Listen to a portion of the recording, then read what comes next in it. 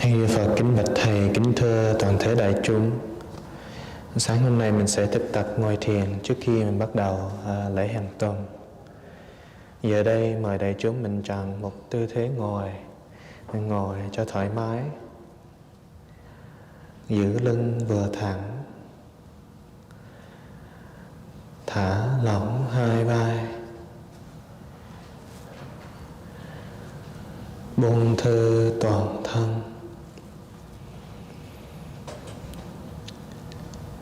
Mắt của mình có thể nhắm mắt lại. Dear respected Thai, dear brothers and sisters, this morning we'll be practicing sitting meditation before we start our Sunday service. So please find yourself a comfortable posture. Sit in such a way that your back is upright, your shoulders relax. You may like to close your eyes and relax your whole body.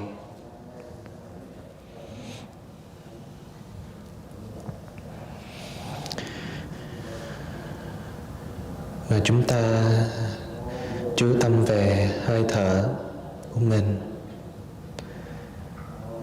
Mình để ý những hơi thở ra vào.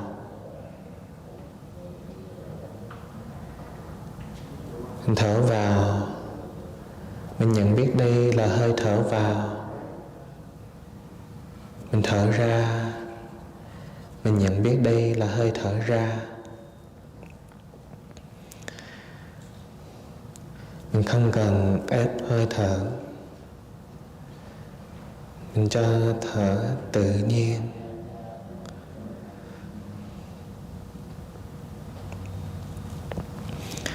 So bring all your attention into your breathing.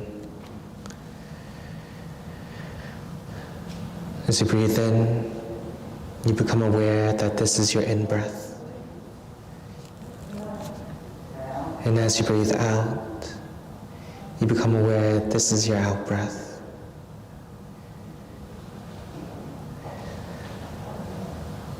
There's no need to force our breathing. If we know we have a long breath, let it be a long breath. If we have a short breath, let it be a short breath.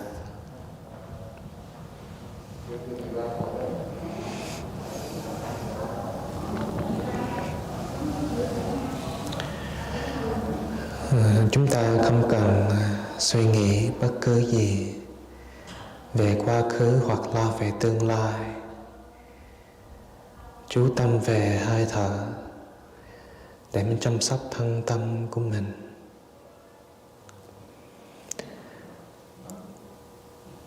So do not think about the past or worry about the future or think about anything else but just your breathing. Focus on your breathing.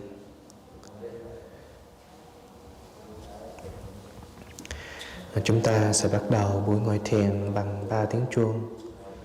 We'll begin the session with 3 sounds of the bell.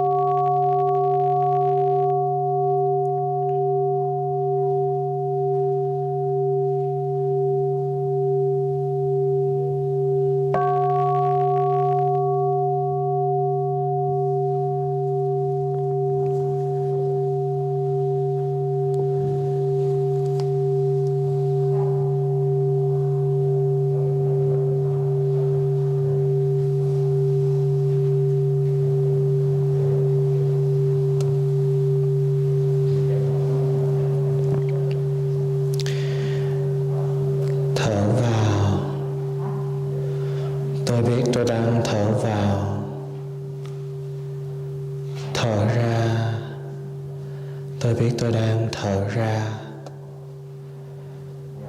vào, ra. Breathing in, I become aware of my in breath. Breathing out, I become aware of my out breath. In breath, out breath.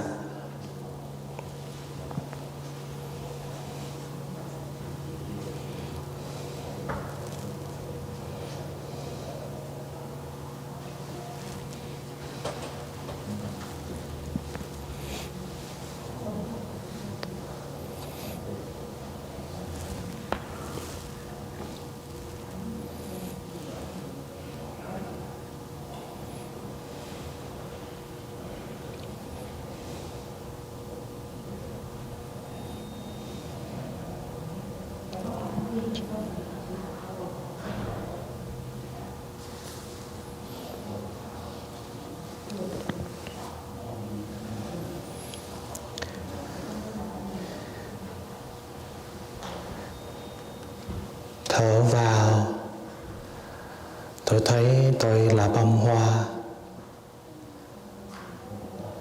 Thở ra, tôi cảm thấy tươi mát, là hoa tươi mát. Breathing in, I see myself as a flower. Breathing out, I feel fresh. Flower, fresh.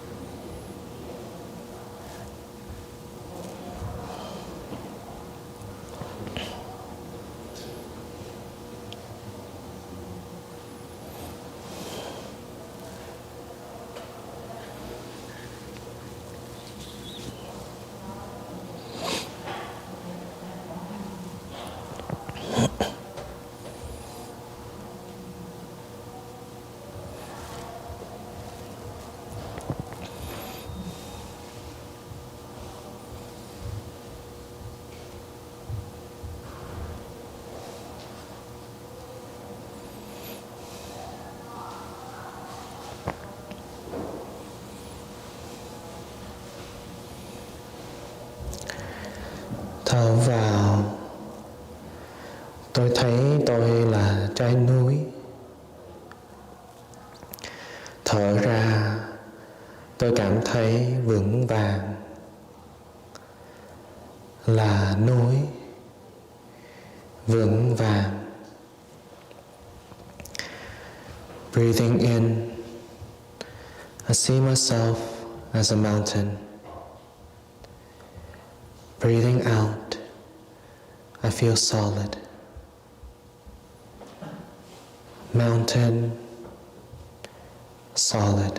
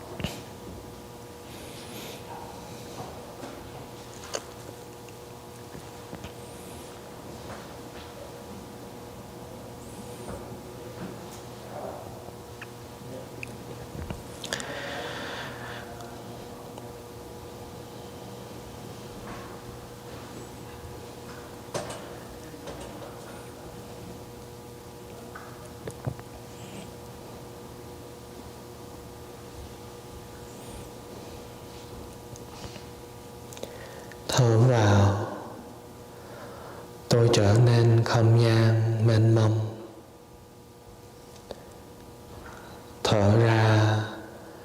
cảm thấy tự do, thanh thản,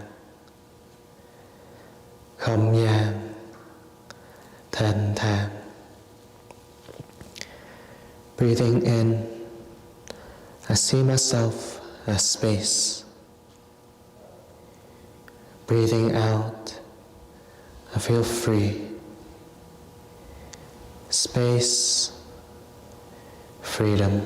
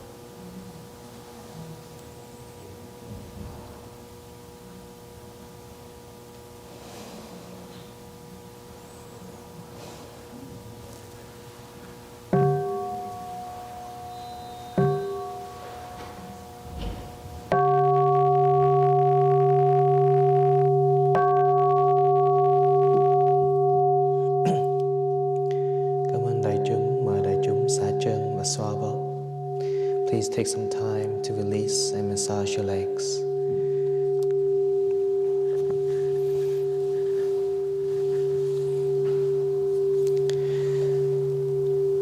Và xin nhắc nhở đại chúng vì nào có cell phone, xin quý vị tắt dùng cell phone để mình giữ buổi lễ thanh định và trang nghiêm. So for those who have a cell phone, please make sure you have turned off your cell phone or vibrate mode so that we keep the atmosphere of the ceremony serene. Thank you.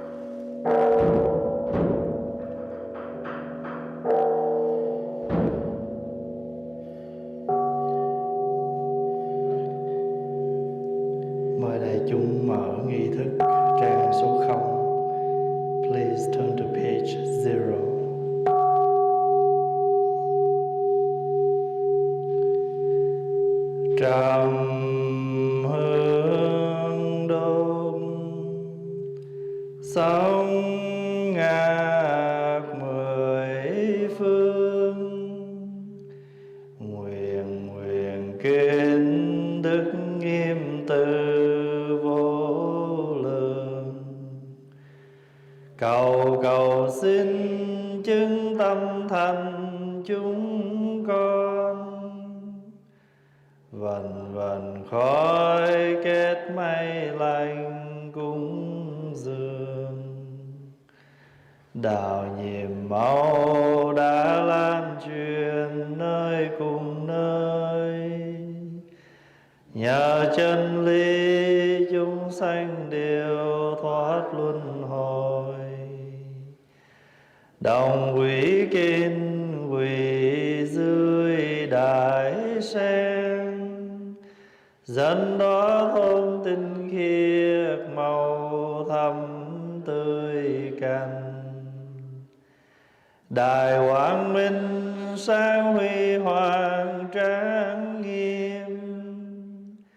Ơn mười phương đều ngự hào quang an lành, nhìn đạo uyên chiêm soi khắp cùng quần sanh. Phần đạo đồng cùng nhau tu tinh tấn mau viễn thành. Nam mô Bổn Sư Thích Ca Mâu. Nam mô Bổn Sư Thích Ca Mâu Ni Phật. Xin cho khói trầm thơm kết thành mây năm sắc, dâng lên khắp mười phương cúng dường vô lượng Phật, vô lượng chư Bồ Tát, cùng chư thánh hiền tăng nơi pháp giới dung thông kết đài sen rực rỡ. Nguyện làm bạn đồng hành trên con đường giác ngộ, xin mọi loài chúng sanh từ bỏ cõi lãng quên, theo đường giới định tuệ quay về trong tỉnh thức. Chúng con kính dâng hương cúng dường lên Phật và chư vị Bồ Tát. Hôm nay đệ tử chúng con thành tâm quy trước bao đài chí thành, dâng hương cúng dường ba ngôi vô thường. Nguyện ý lời Phật dạy, quyết theo pháp Phật làm lành, bảo đền công ơn hóa độ. Nguyện cho chúng con tâm Bồ Đề kiên cố, chí tu học vững bền. Sớm xa lìa biển khổ sông mê, đều đồng được chứng Bồ Đề vô thường. Lại trong pháp duyên hôm nay, chúng con những tâm hộ niệm kỳ siêu. Chân linh sa di ni thanh đức, thế danh Ngô Thị Biên. Chân linh sa di ni pháp hữu, thế danh Nguyện Thị Lại. Nguyện chư chân linh sa di ni trường thừa tám bảo lực, nghiệp chướng tiêu trừ cao đăng thường phẩm. Thử hồi hương kỳ siêu chư quá cố hương linh, Peter John Francis Phan Thị Dừa pháp danh Hoàng Trung. Nguyện thanh vinh pháp danh Giác Quang, Huỳnh Tân tri pháp danh Minh Thiện. Nguyện Thị Cúc pháp danh Ngọc Đức,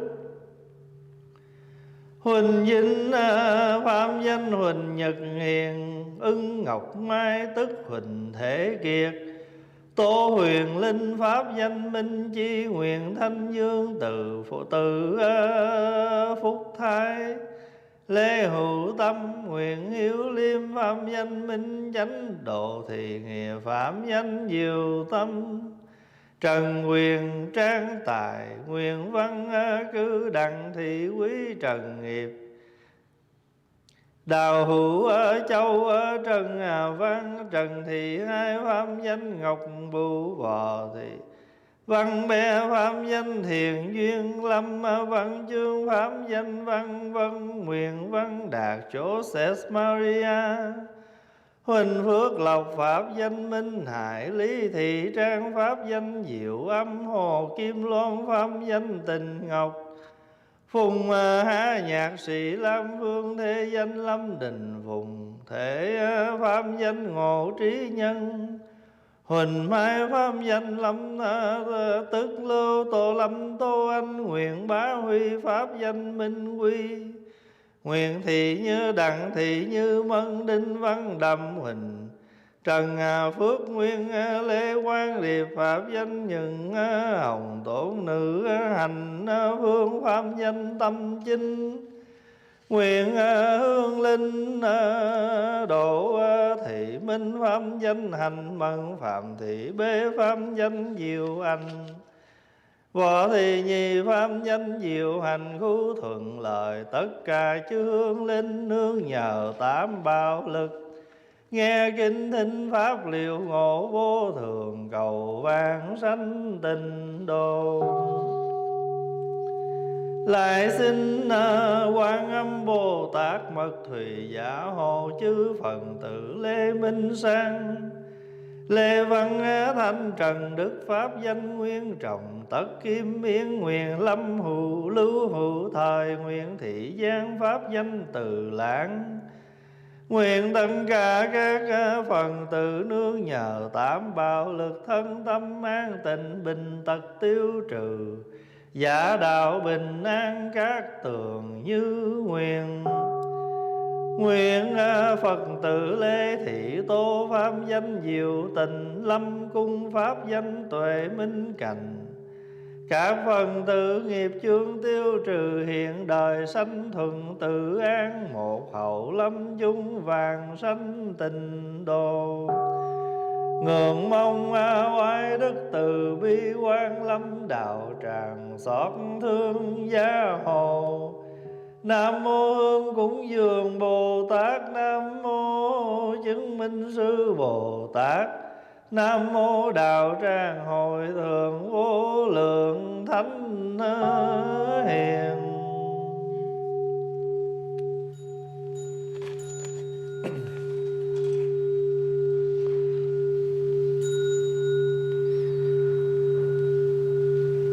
Sen quy nở đài giác ngộ, hào quang chiếu rạng mười phương. Trí tuệ vượt tầm pháp giới, từ bi thấm nhuần non sông. Vừa thấy dung nhan điều ngự trăm ngàn, phiền não sạch không. Hướng về tán dương công đức, tinh chuyên đạo nghiêm vung trồng. Nhưng tâm kính lễ phần pháp tăng, thường trụ trong mười phương.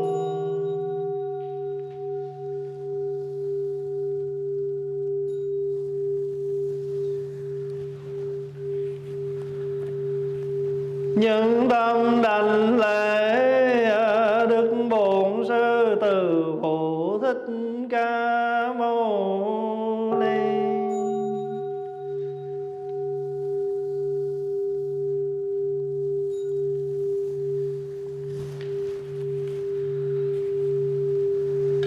Những tâm đảnh lễ liệt vị tổ sư qua các thời đại, từ Tây Trúc Việt Nam Đông Độ đến hải ngoại.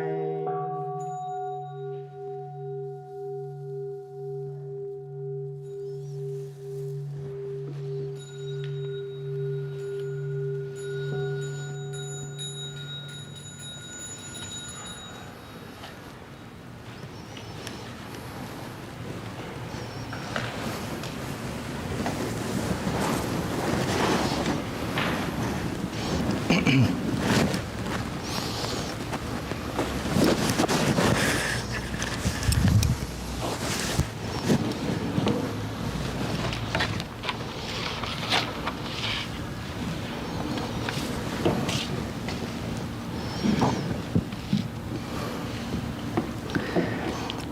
mời đại chúng mở nghi thức trang số 4. Please turn the chanting book to page 4. Sutra opening verse.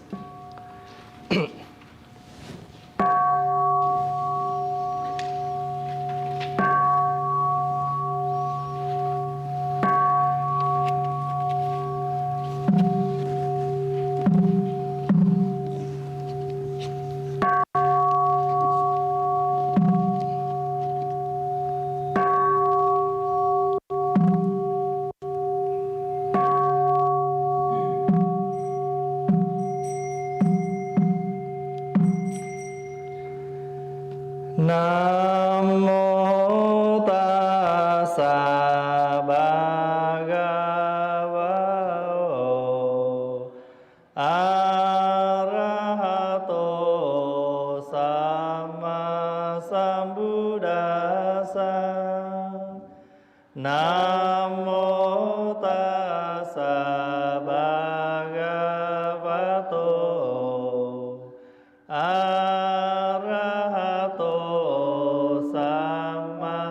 Sambuddhassa. Nam mô tassa bhagavato arahato samma sambuddhassa. The Dharma is deep and lovely. We now have a chance to see, study, and to practice it. We vow to realize its true meaning. Nam mô Đức Bổn Sư Bổn Thích Ca Mâu. Nam mô Đức Bổn Sư Bổn Thích Ca Mâu Ni. Nam mô Sư Bổn Thích Ca Mâu Ni. Pháp Bổn Cao siêu màu cơ duyên mấy đường tỏ trì. Xin nguyện đi vào biến tuệ, tinh thông giáo nghĩa nguyện vì kinh tinh yêu bát nhà ba la mật đà bồ. Khi quán chiếu thông sâu bát nhà ba la mật, tức nhiều pháp trí độ vòng soi thảy năm quần.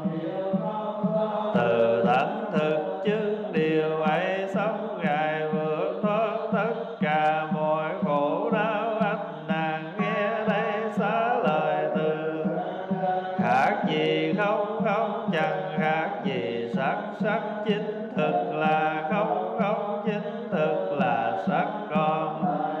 Quần kia cũng đều như vậy cả, xá lời từ nghe đây thầy mọi pháp đều không không, sinh cũng không diệt,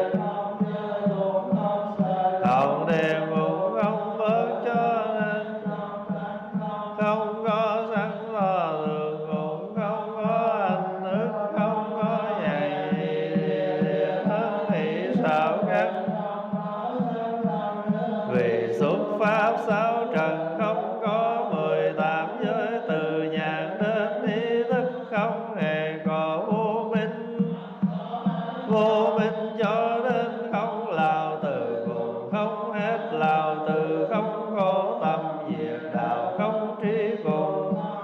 Vì không có sở đắc khi một vị Bồ Tát nương diệu pháp trí độ bát nhà. Tâm không chướng ngại vì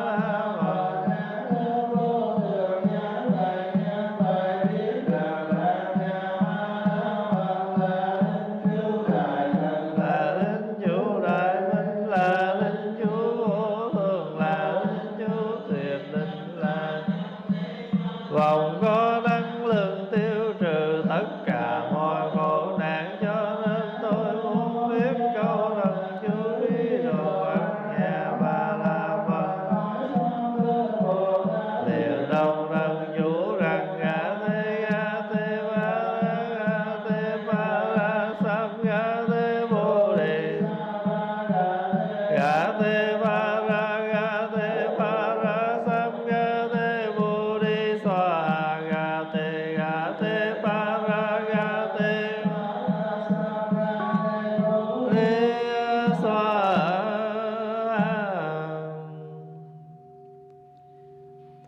Xin kính mời đại chúng cùng lắng nghe và chiêm nghiệm kinh diệt trừ phiền giận. Đây là những điều tôi đã được nghe hồi bụt còn cư trú trong tu viện cấp cô độc rừng Thắng Lâm tại thành Xá Vệ. Hôm ấy, Tôn giả Xá Lợi Phất nói với các vị khất sĩ: này các bạn đồng tu, hôm nay tôi muốn chia sẻ với các vị về 5 phương pháp diệt trừ phiền giận. Xin các bạn lắng nghe và chiêm nghiệm. Các vị khất sĩ vâng lời và lắng nghe. Tôn giả Xá Lợi Phất nói: 5 phương pháp diệt trừ phiền giận ấy là những phương pháp nào? Đây là phương pháp thứ nhất. Này các bạn, nếu có một ai đó mà hành động không dễ thương, nhưng lời nói lại dễ thương, thì nếu là kẻ trí mà mình lại sinh tâm phiền giận người đó, thì mình phải nên tìm cách quán chiếu để trừ bỏ phiền giận ấy đi. Này các bạn tu, ví dụ có một vị khất sĩ tu theo hạnh A Lan Nhã, ưa mặc y phấn tảo. Một hôm đi qua một đống rác bẩn, có phân, nước tiểu, nước mủ và các thức dơ giấy khác.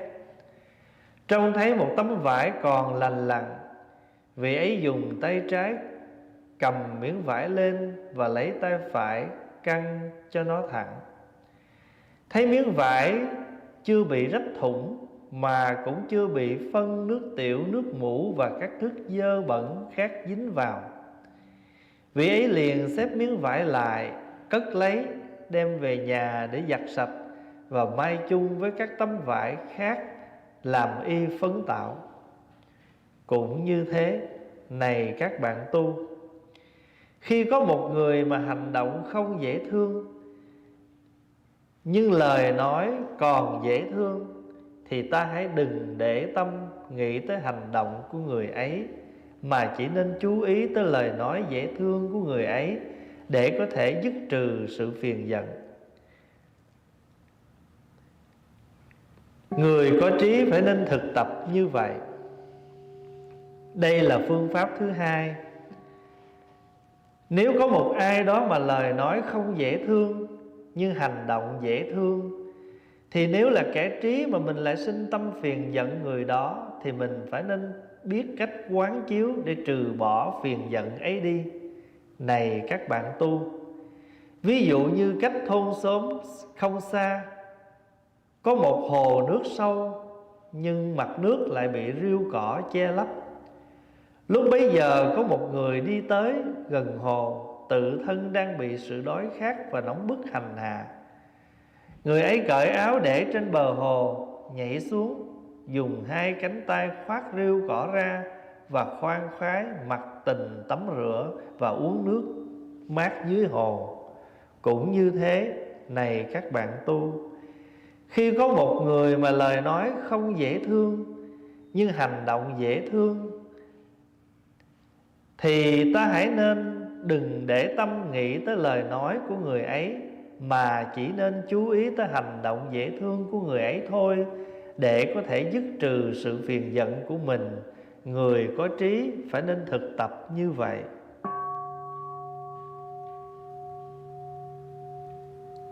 Đây là phương pháp thứ ba.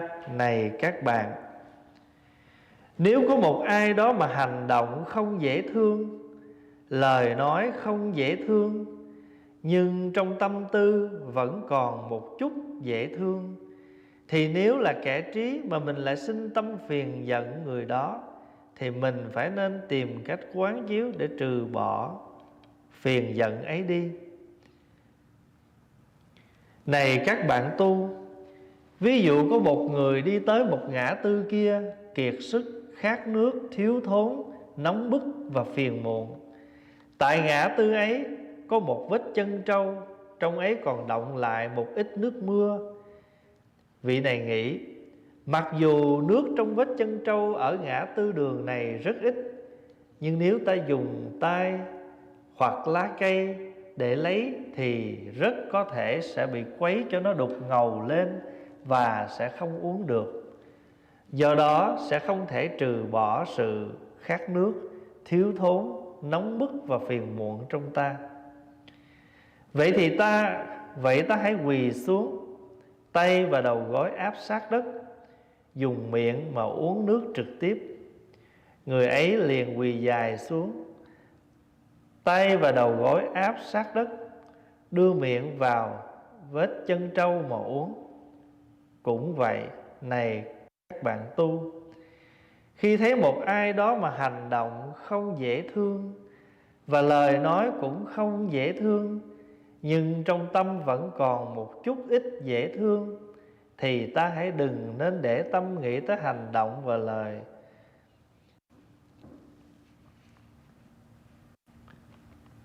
và lời nói không dễ thương của người ấy, mà hãy nên chú ý tới chút ít dễ thương còn có trong tâm người ấy thôi, để có thể dứt trừ được sự phiền giận của mình. Người có trí phải nên thực tập như vậy.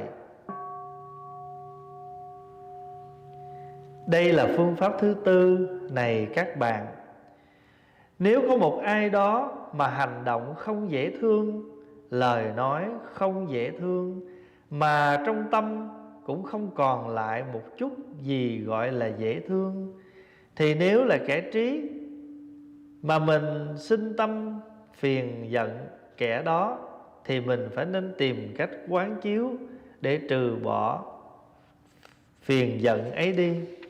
Này các bạn tu, ví dụ như có một kẻ đi xa, được nửa con đường dài thì bị bệnh, khốn đốn héo hắt, cô độc, không bạn đồng hành. Thôn xóm phía sau đã lìa bỏ lâu rồi, mà thôn xóm phía trước cũng còn cách đó rất xa. Kẻ ấy đang lâm vào tình trạng tuyệt vọng, biết mình sẽ chết ở dọc đường. Trong lúc ấy có một người khác đi tới, thấy được tình trạng này, liền ra tay cứu giúp. Người ấy dìu kẻ kia tới được thôn ấp phía trước, chăm sóc, chữa trị và chu toàn về thuốc thang lẫn thực phẩm. Nhờ sự giúp đỡ ấy mà kẻ kia thoát nạn. Sở dĩ kẻ kia thoát nạn là nhờ ở trong lòng thương xót và lân mẫn của người này. Cũng như thế, này các bạn tu, khi thấy có một ai đó mà hành động không dễ thương, lời nói không dễ thương, mà trong tâm cũng không còn lại một chút gì có thể gọi là dễ thương hết, thì ta phải phát khởi tâm niệm này. Một người mà hành động không dễ thương, lời nói không dễ thương, mà tâm ý cũng không dễ thương, là một người rất đau khổ. Người này chắc chắn đang đi về những nẻo đường xấu ác cực kỳ. Nếu không được gặp hàng thiện tri thức, thì người ấy sẽ không có cơ hội chuyển hóa và đi về các nẻo đường hạnh phúc. Nghĩ như thế, ta mở được lòng thương xót và lân mẫn, diệt trừ được phiền giận của ta, và giúp cho kẻ kia. Người có trí phải nên thực tập như thế.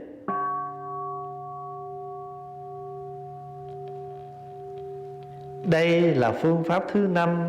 Này các bạn, nếu có một ai đó mà hành động dễ thương, lời nói cũng dễ thương, tâm ý cũng dễ thương, thì nếu là kẻ trí mà mình lại sinh tâm phiền giận hoặc ganh ghét với kẻ đó, thì mình phải nên tìm cách quán chiếu để trừ bỏ phiền giận ấy đi. Này các bạn tu, ví dụ cách ngoài thôn xóm không xa có một cái hồ thật đẹp. Nước hồ đã trong lại ngọt, đáy hồ sâu mà bằng phẳng, Bờ hồ đầy đặn, cỏ xanh mọc sát quanh hồ, bốn phía cây cối xanh tươi cho nhiều bóng mát. Một kẻ kia đi tới bên hồ, khát nước phiền muộn nóng bức, mồ hôi nhễ nhại. Người ấy cởi áo lên để trên bờ, nhảy xuống khoan khoái mặc tình, tắm rửa và uống nước. Tất cả những chuyện nóng bức, khát nước và phiền muộn đồng thời tiêu tan hết. Cũng vậy, này các bạn tu, khi thấy một người mà hành động dễ thương, lời nói dễ thương, mà tâm địa cũng dễ thương, thì ta hãy nên nhận diện tất cả những dễ thương của người ấy về cả ba mặt thân, khẩu và ý, mà đừng để sự phiền giận hoặc ganh ghét xâm chiếm ta. Nếu không biết sống hạnh phúc với một người tươi mát như thế, thì mình thực không phải là một người có trí tuệ. Này các bạn tu, tôi đã chia sẻ với quý vị về 5 phương pháp dứt trừ phiền giận. Sau khi nghe tôn giả Xá Lợi Phất nói, các vị khất sĩ vui mừng tiếp nhận và hành trì theo.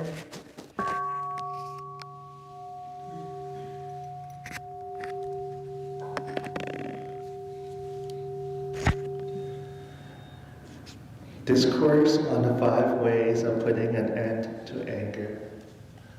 I heard these words of the Buddha one time when he was staying in the Anathapindika monastery in the Jeta Grove near the town of Sarasdi.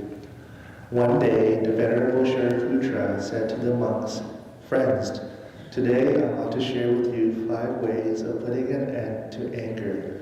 Please listen carefully and put into practice what I teach." The bhikshus agreed and listened carefully. The Venerable Shariputra then said, "What are these 5 ways of putting an end to anger? This is the first way, my friends. If there is someone whose bodily actions are not kind, but whose words are kind, if you feel anger toward that person, but you are wise, you will know how to meditate in order to put an end to your anger. My friends, say there is a bhikshu practicing asceticism who wears a patchwork robe. One day, he is going past a garbage pile filled with excrement, urine, mucus, and many other filthy things, and he sees in the pile one piece of cloth still intact. Using his left hand, he picks up the piece of cloth, and he takes the other end and stretches it out with his right hand. He observes that this piece of cloth is not torn and has not been stained by excrement, urine, sputum, or other kinds of filth. So he folds it and puts it away to take home, wash and sew into his patchwork robe. My friends, if we are wise, when someone's bodily actions are not kind, but his words are kind, we should not pay attention to his unkind bodily actions, but only be attentive to his kind words. This will help us put an end to our anger. My friends, this is the second method. If you become angry with someone whose words are not kind, but whose bodily actions are kind, if you are wise, you will know how to meditate in order to put an end to your anger. My friends, say that not far from the village there is a deep lake, and the surface of that lake is covered with algae and grass. There is someone who comes near that lake who is very thirsty, suffering greatly from the heat. He takes off his clothes, jumps into the water, and uses his hand to clear away the algae and grass. Enjoys bathing and drinking the cool water of the lake. It is the same, my friends, with someone whose words are not kind, but whose bodily actions are kind. Do not pay attention to that person's words. Only be attentive to his bodily actions in order to be able to put an end to your anger. Someone who is wise should practice in this way. Here is a third method, my friends. If there is someone whose bodily actions and words are not kind, but who still has a little kindness in his heart, if you feel anger toward that person and are wise, you will know how to meditate to put an end to your anger. My friends, say there is someone going to a crossroads. She is weak, thirsty, poor, hot, deprived, and filled with sorrow. When she arrives at the crossroads, she sees a buffalo's footprint with a little stagnant rainwater in it. She thinks to herself, "There's very little water in this buffalo's footprint. If I use my hand or a leaf to scoop it up, I will stir it up and it will become muddy and undrinkable. Therefore, I will have to kneel down with my arms and knees on the earth, put my lips right to the water, and drink it directly." Straight away, she does just that. My friends, when you see someone whose bodily actions and words are not kind, but where there is still a little kindness in her heart, do not pay attention to her actions or words, but to the little kindness that is in her heart, so that you may put an end to your anger.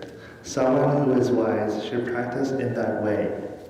This is the fourth method, my friends.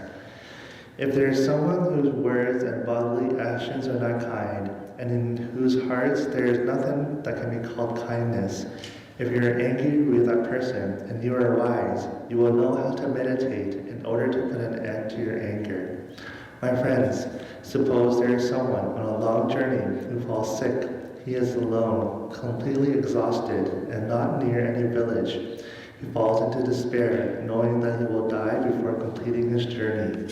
If at that point someone comes along and sees this man's situation, she immediately takes the man's hand and leads him to the next village, where she takes care of him, treats his illness, and makes sure he has everything he needs by way of clothes, medicine, and food.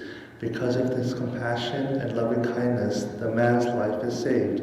Just so, my friends, when you see someone whose words and bodily actions are not kind, and in whose hearts there is nothing that can be called kindness, give rise to this thought. Someone whose words and bodily actions are not kind, and in whose heart is nothing that can be called kindness, is someone who is undergoing great suffering. Unless he meets a good spiritual friend, there will be no chance for him to transform and go to realms of happiness. Thinking like this, you will be able to open your heart with love and compassion toward that person. You will be able to put an end to your anger and help that person. Someone who is wise should practice like this. My friends, this is the fifth method. If there is someone whose bodily actions are kind, whose words are kind, and whose mind is also kind, if you are angry with that person and you are wise, you will know how to meditate in order to put an end to your anger. My friends, suppose that not far from the village there is a beautiful lake. The water in the lake is clear and sweet. The bed of the lake is even. The banks of the lake are lush with green grass, and all around the lake beautiful fresh trees give shade. Someone who is thirsty, suffering from heat, whose body is covered in sweat, comes to the lake, takes off his clothes, leaves them on the shore, jumps down into the water, and finds great comfort and enjoyment in drinking and bathing in the pure water. His heat, thirst, and suffering disappear immediately. In the same way, my friends, when you see someone whose bodily actions are kind, whose words are kind, and whose mind is also kind, give your attention to all his kindness of body, speech, and mind, and do not allow anger or jealousy to overwhelm you. If you do not know how to live happily with someone who is as fresh as that, you cannot be called someone who has wisdom. My dear friends, I have shared with you the 5 ways of putting an end to anger. When the bhikshus heard the Venerable Sri Puja's words, they were happy to receive them and put them into practice. Và đại chúng mở bài tụng hạnh phúc trang số 16. Please turn to page 16, the recitation on happiness.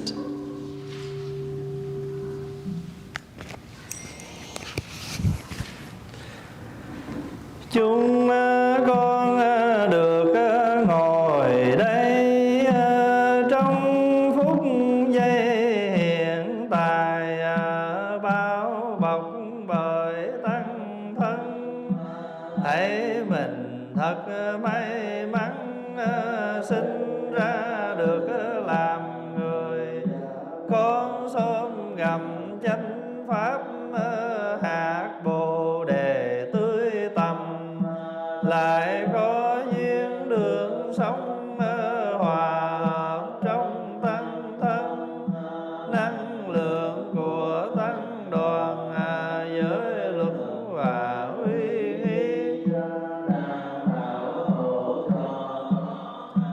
không để gây lầm lỗi, không bị nghiệp xấu đầy. Đi về nẻo tối tâm, lại được cùng bạn hiền. Trí kết đường chân thiền, có ánh sáng chiếu soi của hương hoa Bồ Tát. Tuy có mặt trong đó nhận hạ trong khổ đau phiền não, nhưng chánh niệm hiện tiền vẫn thường luôn biểu hiện, giúp cho con tiếp xúc với những gì màu nhiệm có mặt trong tự thân, và có mặt quanh con sáu căn còn đầy đủ. Mắt thấy được trời xanh, tai nghe tiếng chim hót, mùi người thấy hương trầm, lười nếm được pháp vị. Thế rồi có vững trải đi hợp thức với thần, yêu thầm có thể tồn. Nếu không có diệu pháp, nếu không có thắng đoàn, làm sao con được pháp lạc hôm nay. Công phu tu tập này con nguyện xin hành trì, cho gia đình dòng họ, cho thế hệ tương lai, và cả cho xã hội. Niềm an lạc của con là vốn liếng tu tập. Con xin nguyện vun bón, tưới tắm và nuôi dưỡng bằng chánh niệm. Trong xã hội của con bao nhiêu người đau khổ chịu,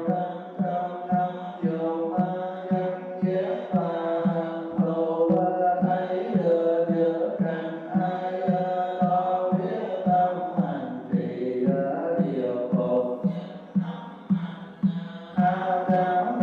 Dần ghét tâm khả năng lắng nghe và sử dụng ái ngữ để thiết lập truyền thống, tạo nên sự hiểu biết, chấp nhận và thương yêu như Đức Bồ Tát kia. Con tầm nhìn mỗi người xung quanh con bằng con từ bi, bằng tâm tình hiểu biết. Con xin tầm lắng nghe bằng đôi vai xót thương, bằng nhìn và nghe như thế là hạnh của Bồ Tát có thể làm với nhẹ.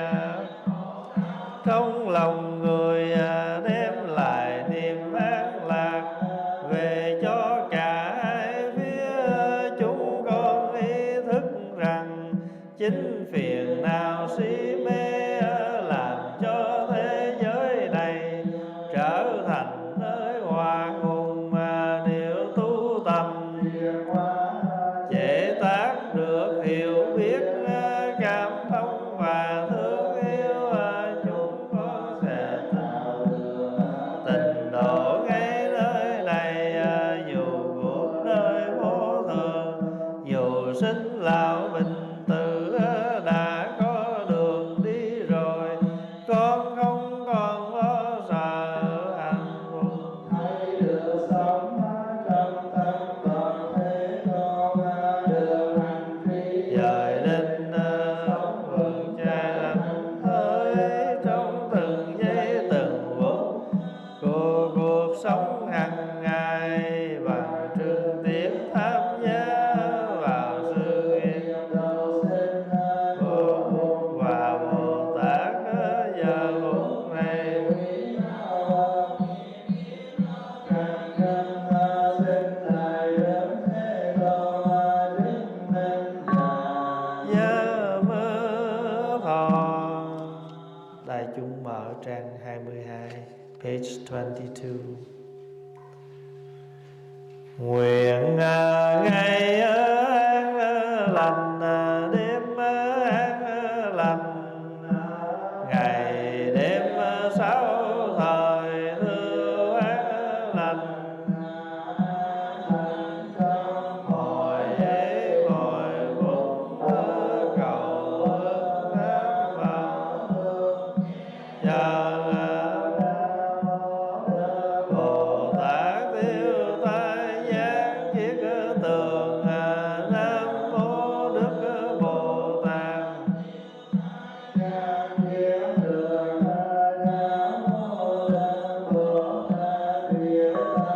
Giáng chiết tường con về nương tựa buồn, người đưa đường chỉ lối cho con trong cuộc đời.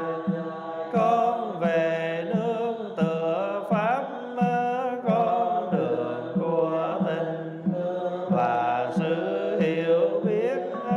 Con về nương tựa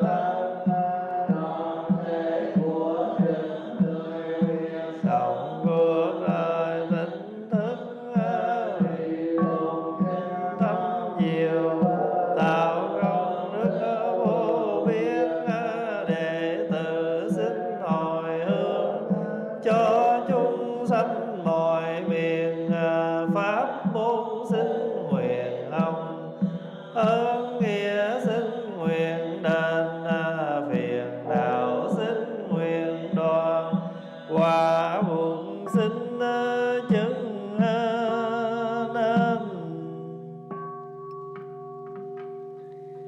Please stretch out your legs, massage.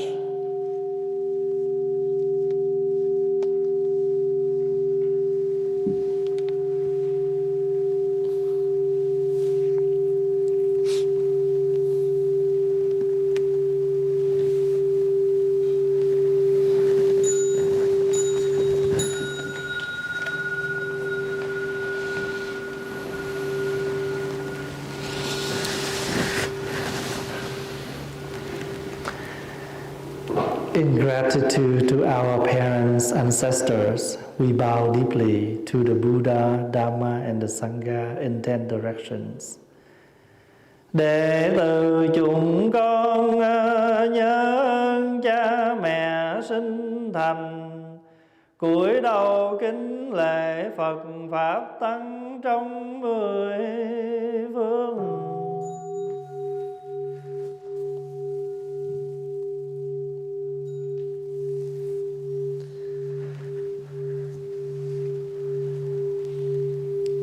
In gratitude to all teachers, we bow deeply to the Buddha, Dharma, and the Sangha in 10 directions. Đệ tử chúng con nhớ các bậc sư trưởng tín thí đàn na, cúi đầu kính lễ Phật Pháp Tăng trong 10 phương.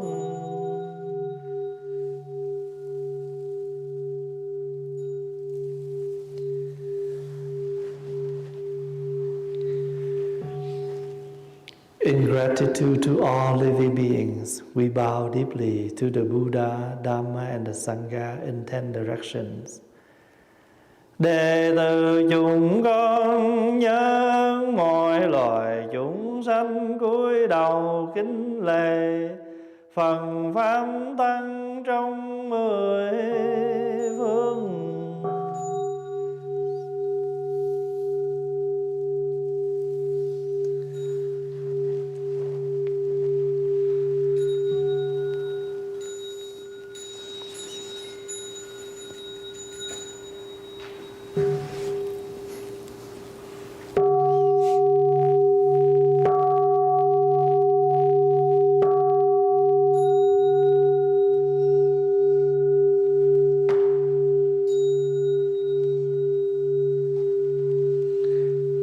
Mời đại chúng an tọa. Please take a seat.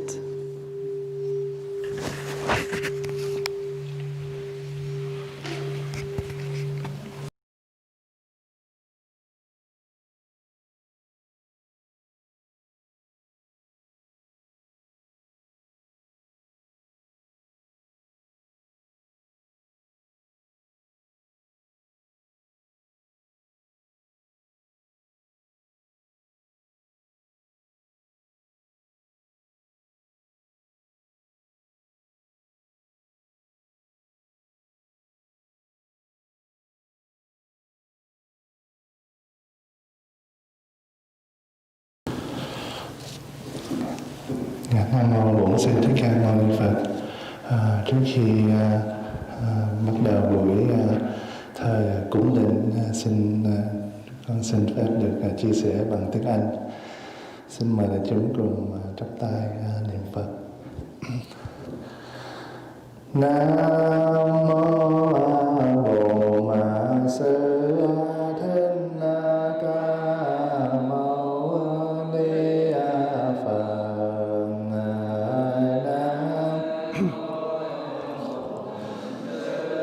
Thích Ca Mâu Ni Phật. Nam mô Bổn Sư Mâu Ni Phật. So dear Sangha, how's everyone doing today? Today there's not as many people as the past couple of weeks, and we know that we're still going through the pandemic together. Today I'd like to share about there's a book by Zen Master Thích Pháp. It's called Old Path, White Clouds. It's a fairly thick book, and it's one of the very first books that I read when I was a novice or aspirant, and it made the Buddha when you read it, it made the Buddha more realistic, more human. Usually we hear a lot of stories about the Buddha, and it sounds very mystical. There's a lot of things, for example, like the Buddha, when he was first born, he took 7 steps, which we know that is probably impossible. But these things are added to the story and the life of the Buddha to make him more holy in a way. But when you read the Old Path, White Clouds, which is pretty thick, it's about this thick, it made the Buddha very realistic. It shared his whole life from the beginning to the end, and it was written by a Zen master in a way that was easily accessible to all of us. And in one of these chapters, there's a chapter about the first instance in which, before he became the Buddha, he was a prince, Prince Siddhartha. And before he was the Buddha, he lived in a kingdom. He lived in luxury, and he was surrounded by all the things that he could have in his life. And there was an instance in which he was just a boy, and there was a festival, almost like a what's it called, like a kind of saying thank you to the harvest. And there was a festival at the end to kind of say, pay gratitude towards nature and the harvest for that year. And the prince, when he was just a boy, he saw that there was a farmland, and it was oxes that was kind of churning up the ground, the earth. And he saw that when the ox was churning up the earth, there was worms and little critters that would come up from the ground. And he was, and then he saw birds kind of flying and kind of surrounding that area, trying to pick up the worms off the ground and eat it. And then he saw another bird, a medium-sized bird, to eat the smaller-sized bird, and then the larger eat the medium. And it was kind of like a point of reflection for the Buddha. Oh, well, not the Buddha. He wasn't the Buddha yet, but he was just a prince. And he kind of thought that life was, even though he was, surrounded by everything that he wanted, he was surrounded by luxury. He found that life was, going after these luxury things was very meaningless to him after he saw that suffering. And the prince asked his father, King Suddhodana, to grant him 4 requests. So he would not leave the kingdom, because when he was born, he had someone to kind of tell his fortune. He would either become a great king of the kingdom, or he would be the greatest teacher that we have known today. And his first request was that he wanted to live in permanent youth and not age. The second was to have constantly good health without any sickness. The third is to have eternal life without any death, and to live in perpetual joy without any sorrows.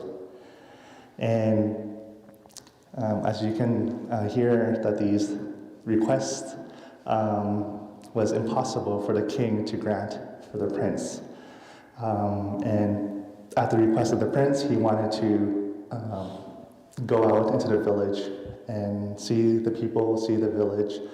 But before that, the king had to kind of decorate the village very nicely, had to kind of remove anything that was not beautiful, and made that path very beautiful, so the prince would go into the village and would not have any distractions. But of course, the prince, when he went through the village, he asked his attendant, and he saw the four sights. And these are the 4 sights that have kind of provoked him to find a different path. The first one, as you probably know, is old age. Of course, we know that even if we're still young, I know that my younger siblings and people in the retreat, they always tell me, Peter, you're just 32 years old, you're so old. But then I tell them, but then you'll be 32 as well soon enough.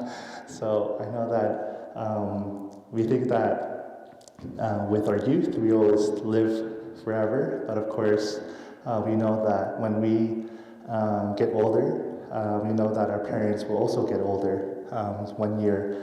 So the first sight was the prince seeing an old person.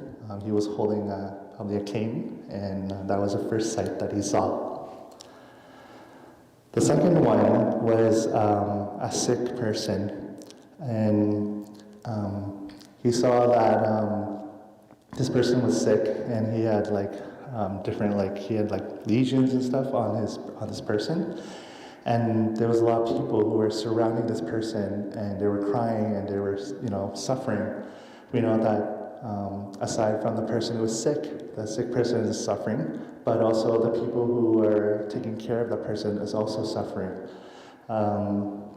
Even here with the virus, we know that even looking at the main hall, we're all in some way scared of getting sick.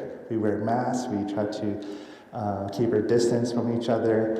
And so the second sight that the prince saw was a sick person.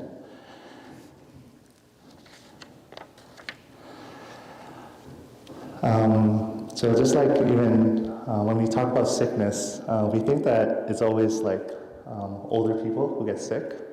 But just like yesterday, it was announced that 2 20-year-old people who passed away because of COVID. We know that sickness can come to us, doesn't matter how old you are, but it can come to us at any age. And we kind of have to be aware that it's not just the elder population that gets sick. The third sight that the prince saw was a corpse. And of course, a corpse represents the passing of someone. When there is someone who is about to kind of pass away, and if you go to a doctor and they tell you that you may have a couple months to live, for some reason your perspective on life just changes. It just you may now have a bucket list or something to do before you pass away. You want to do before that, but then it's kind of funny because we are always Thai always shares about how we want to pay gratitude to our parents, to people we love. But once they pass away, that's when we start. But when they're still alive, when they're still breathing, still with us, we don't do that. Just when they have passed, then we do it.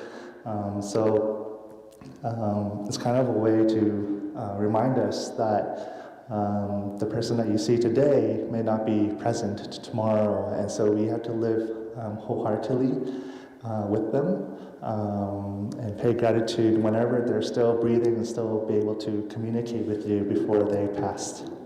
So cherishing the time that you have with that person. And the fourth sight that the prince saw was a holy man, an ascetic. So a person like a monk. Before the prince became the Buddha, there was other religions that were present in India, and this holy man was a person who was quite simple, but he didn't. He was, even though he was simple, he didn't have a lot of material possessions. He was still happy. He was able to attain this happiness. He wasn't. This holy person wasn't, surrounded by luxury and material goods, but he was able to find his own happiness within himself. So at this point, the prince realized that there was, other paths that he was able to take.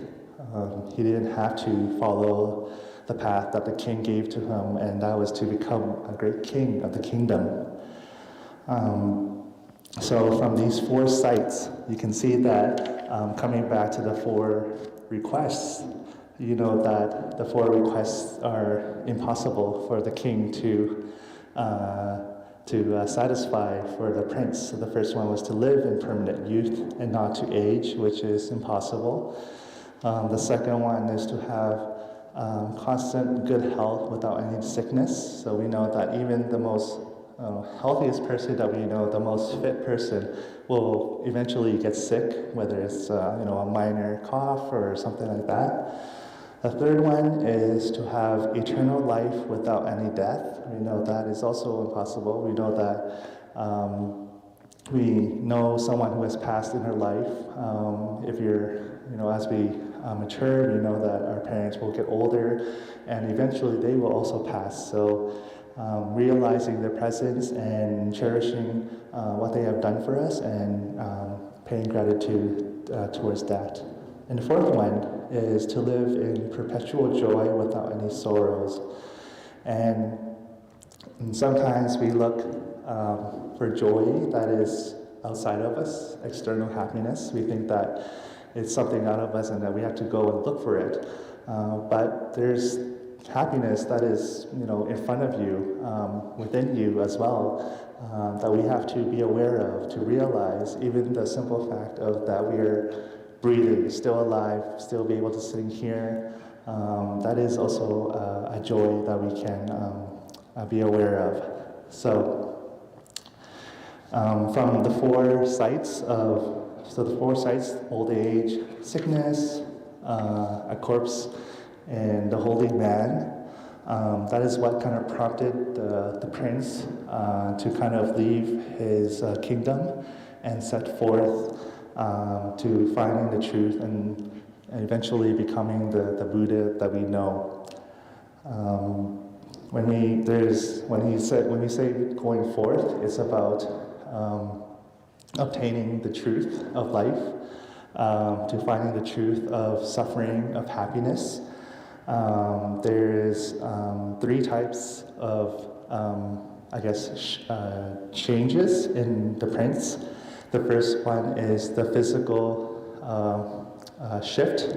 So the prince had to, physically leave his kingdom to, go into the forest and learn from other teachers. And from that, he eventually became the Buddha. The second one was emotional shift, in which he had to kind of let go of his family.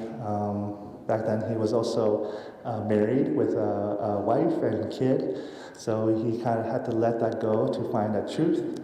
And the third one is psychological shift, so a psychological change in the way he's thinking, that life is more than just living with material goods and living in luxury, and that he wanted to lead a simple life and to let all that go. So that is the going forth of the prince when he became eventually the Buddha that we know from today. So that is what I'd like to share today. The four requests and the four sites, and also the meaning of going forth to finding the truth. So again, going back, if you have a chance to find the book Old Path, White Clouds. It's a fairly long book, but it was one of the books that kind of inspired me a lot. Before coming to the temple, I didn't know much. I just knew there was this big Buddha on the altar, and you may at home might have an altar and have a Buddha, but you may not know the history of the Buddha. So when I was able to find the courage to read this very thick book, it made me fall in love with the life of the Buddha, made him more human, made him someone that was more accessible to myself and others. So before we finish, I'd like to offer the community a song. And the title of the song is, I'll sing in Vietnamese, but the title is called One Day of Happiness. So it kind of roughly translates like, in the morning, I think of good thoughts, good deeds. In the afternoon, I do the same. At night, I also do the same, and I wish to have a day of happiness. And again, in the morning, I want to do good things. In the afternoon, I also want to do good things. At night, I want to do good things to have a happy day. I want to have ultimate happiness in the middle of my day. I want to have peace in my heart. When I wash dishes, I breathe and smile. When I wash salad, I want to breathe and smile. When I work in the kitchen, I also want to breathe and smile, and I want to have a happy day. Even when I'm waiting for the bus, I breathe and smile. When I drive, I want to breathe and smile. When I see a red light, I also breathe and smile in order to have a happy day. With each step, I breathe and smile. With love, I breathe and smile. Even with anger, I breathe and smile. That is the way to have a happy day. And again, in the morning and afternoon and at night, I breathe and smile in order to have a happy day. So that is the English translation of that song. Xin phép được cúng dường đại chúng một bài hát từ đề là Một Ngày Vui. Buổi sáng nghĩ điều lành, buổi trưa làm điều lành, buổi tối mong điều lành, ta có một ngày vui. Buổi sáng làm điều lành, buổi trưa làm điều lành, buổi tối làm điều lành, ta có một ngày vui. Ta sẽ có nhiều bạn ngay giữa cuộc đời này, ta sẽ có hòa bình ngay trong trái tim ta. Rửa chén thở và cười, lật rau thở và cười, làm bếp thở và cười, ta có một ngày vui. Chờ bus thở và cười, lái xe thở và cười, đèn đỏ thở và cười, ta có một ngày vui. Buồn chán thở và cười, dám thương thở và cười, giận dữ thở và cười, ta có một ngày vui. Buổi sáng thở và và cười, buổi trưa thở và cười, buổi tối thở và cười, ta có một ngày vui. Xin cảm ơn đại chúng. Bây giờ chúng ta sẽ cúng linh. Xin mời đại chúng cùng xả chân và chuẩn quý vị mà cúng linh nó sẽ